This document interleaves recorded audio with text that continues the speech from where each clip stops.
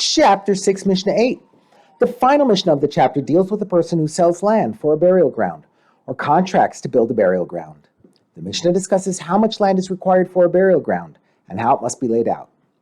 One who sells his fellow a plot of land so that the buyer can build a burial ground there, and similarly, one who accepts a contract to build a burial ground for his fellow, must make the interior of each burial cave within the burial ground 4 amos by 6 amos, and he must open, that is, dig 8 burial recesses, which are like niches, or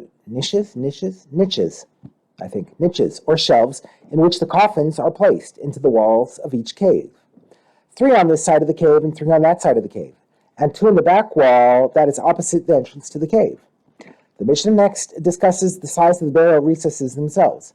And as for the burial recesses themselves, their length must be 4 amos, their height must be 7 tefachim, and their width must be 6 tefachim.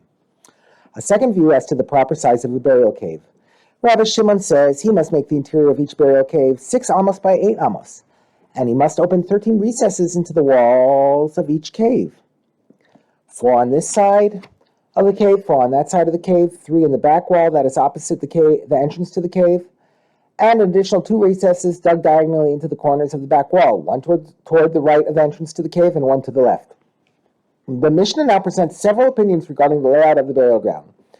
He must also make a central courtyard that opens into the burial caves, which measures 6 by 6 amos, so there is enough room for the coffin and those who are burying it to stand. And he must dig 2 burial caves that open into the courtyard, one on this side of the courtyard and one on that side of the courtyard.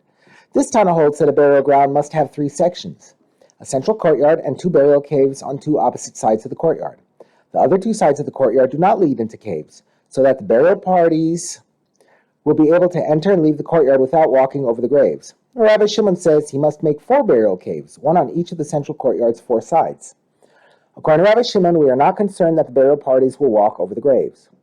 The Mishnah presents a final view, according to which the size and number of burial caves is not always the same. Rabbi Shimon ben Gamliel says everything depends on the type of ground and the place where the burial ground is being made. Both the number of burial caves that must be dug in the burial ground and the size of each burial cave, as well as the number of recesses in each one, will vary according to how hard the ground is.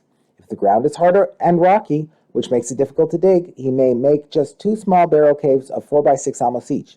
But if the soil is soft and it is easy to dig, he must dig 4 large burial caves of 6 by 8 amos.